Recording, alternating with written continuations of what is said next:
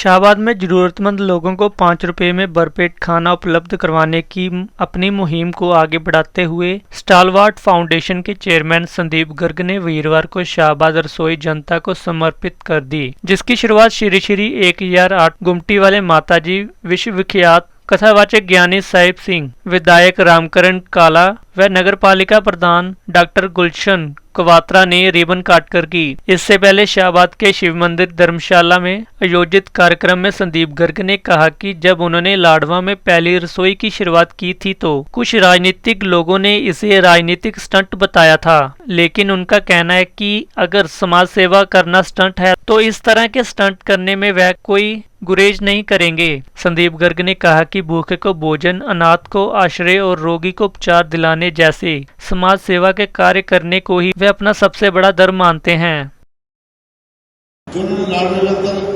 रसोई खोलने का काम करा, हर गरीब की, हर मजदूर की, किसान की, दुकानदार की जरूरतमंद में जो खड़े हैं संदीप जी, जिन्होंने 5 रसोइयाँ लाडू में, बगैर में और पथाने में उनमें खोली, जो शाहबाद में खुली, मैं यहाँ भी सबका बहुत बहुत धन्यवाद करूँगा। 5 रुपये और फूल खाना पेट पर जिन्होंने जरूरतमंद वहाँ खाएंगे, इसको शिक्षा देंगे। ऐसा दानीवीर हमारे शाहबाद क्षेत्र में पहली बारी लाडू में जो जनता है उनके लिए वहाँ पहुँचे। मैं लाडवे की जनता, लाडवे पत्रकारों की जनता को मैं कहूँगा भी ऐसा दानीवीर आपको मिला। हमारे शाहबाद में पादर और लाडो हमारा पड़ोस है, जितने मेरे शाहबाद में जितने यहाँ नौजवान साथी हर छत्तीसगढ़ बैठी तो उसका साथ जरूर दें।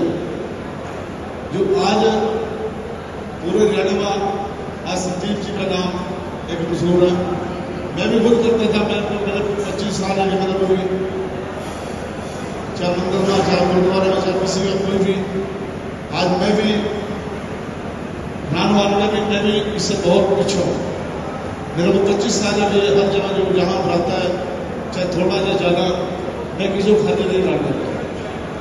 तो संजीव जी ने जो काम करा तो मैं इसको बहुत बहुत बधाई देता हूँ और ऐसे चलता रहा, ऐसे चला रहा। मेरा सपना था, मेरे दादाजी का सपना था कि हर जो व्यक्ति भूखा है और किसी कारण से उसको खाना नहीं मिलता, चाहे वो गरीबी की वजह से लगा लो, चाहे किसी भी तरह से लगा लो, तो उसके पेट में अन्न जाना चाहिए। तो उसी श्रृंखला में मैंने शुरू किया। शुरू करने से पहले बहुत से सवाल खड़े हुए कि इसको शुरू किया जाए, कभी बंद ना हो जाए, बहुत तरीके की बातें हुई।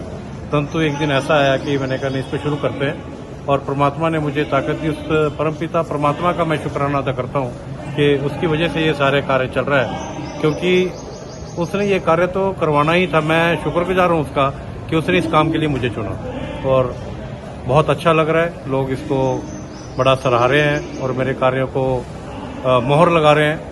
तो मेरे अंदर उसमें जब इस तरीके की बात उनके मैं सुनता हूँ तो मुझे और शक्ति मिलती है ताकि मैं और अच्छे कार्य कर सकूँ। इस कार्य के लिए पीछे कोई प्रेरणा है या कोई राजनीतिक मंशा है? मैं कहता हूँ कि प्रेरणा तो देखिए हर एक काम के पीछे होती है, और राजनीतिक मंशा भी अगर है तो क्या गलत है। मैं कहता हूँ कि राजनीतिक आदमी कोई भी जब कोई औथ लेता है, आप देखते हो, तो वो सबसे पहले यही कहता है कि मैं समाज में जाके सामाजिक कार्य करूंगा।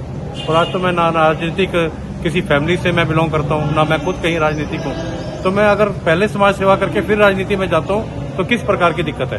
मैं तो कहता हूँ कि ऐसा ही होना चाहिए। पार्टी को टिकट उन लोगों को देनी चाहिए जो वाकई ही जमीन से जुड़े हुए हैं और समाज के बीच में जाके कार्य करते हैं, और जो पैराशूट से एकदम से उतरते हैं और जिसको लोग अच्छी भलीभांति प्रकार से जानते भी नहीं, उनको आप बना के आगे विधानसभा में भेज देते हो। और किस तरीके की आज दुर्दशा है आप सभी लोग जानते हैं, मुझे उसके बारे में कोई ज्यादा बोलने की आवश्यकता नहीं है। इसके अलावा आगे आपके कोई और आगे कोई कार्य? मेरे बहुत से कार्य चल रहे हैं, जैसे 500 रुपये में एम्बुलेंस सेवा चल रही है। किसी भी व्यक्ति ने अगर पीजीआई जाना है, दिल्ली भी जाना है, किसी भी हॉस्पिटल में शिफ्ट करना है अपने पेशेंट को, मात्र 500 रुपये लेते हैं। और वो 500 रुपये हमने ये 5 रुपये, 50 रुपये, 500 रुपये स्वाभिमान के लिए रखे हैं उसके। अगर किसी के पास नहीं है तो ऐसा नहीं है कि उसको ये सेवा नहीं मिलती, उसको ये सेवा निरंतर मिलती है। ऐसे ही खेल नर्सरी मैंने काफी गोद ली और काफी ग्राउंड ठीक कराए, बच्चों को किटें बांटी, और उनके जो बच्चे मैं देखता था खेलने के लिए ग्राउंड में आते थे, वो अपने गांव से ग्राउंड तक आते थे और ग्राउंड में खेल के वापस चला जाते थे। तो उनके लिए हमने एक ऑप्शन दी कि आप लोग और कहीं भी जहाँ टूर्नामेंट होते हैं आपको वहाँ जाना चाहिए, उनको सुविधाएं प्रदान की, तो बच्चे और जगह स्टेट में टूर्नामेंट खेलने जाते हैं ताकि उनके खेल में निखार आ सके। और बहुत से बच्चे स्पोर्ट्स कोटे से फौज में भर्ती भी हुए हैं। ऐसे ही महिलाओं को स्वावलंबी बनाने के लिए बहुत से सिलाई सेंटर खोले जा रहे हैं, 25 के करीब खोले जा चुके हैं और भी निरंतर खोलने की तैयारी है। और बहुत सी बहनों ने मेरी उनमें लाभ उठाया। मैं कहता हूँ कि कोई भी बहन मेरी, कोई मेरी बेटी अगर अपने घर के कपड़े भी सिल ले तो बहुत बड़ी एक बचत हो जाती है। और कोई ज़्यादा ज़रूरतमंद है तो अपने मोहल्ले के रिश्तेदारों के कपड़े अगर वो सिल ले तो 10 से 12 हज़ार रुपये महीने की वो आमदनी ले सकती है। तो इस तरीके के कार्य मैं कर रहा हूँ। लोगों का एक बड़ा उत्सुकता बड़ा सवाल है भी, आपने ये 5 रुपये क्यों रखा इसका रेट, या फ्री क्यों नहीं की है? देखिए, फ्री भी रख सकते थे, 5 रुपये फ्री के बराबर ही हैं, परंतु इस चीज़ का एक बहुत बड़ा लाभ मिला, जो देखने को मिला कि जो 5 रुपये हैं उससे आदमी ये समझता है कि मैंने जो ये अन्न लिया है वो खरीद के लिया है, और उसके बाद किसी भी प्रकार की कोई वेस्टेज नहीं है, क्योंकि उसको लगता है कि मैंने पैसे खर्च किए हैं, मैं उतना खाना डलवाऊं जितनी मेरी भूख है।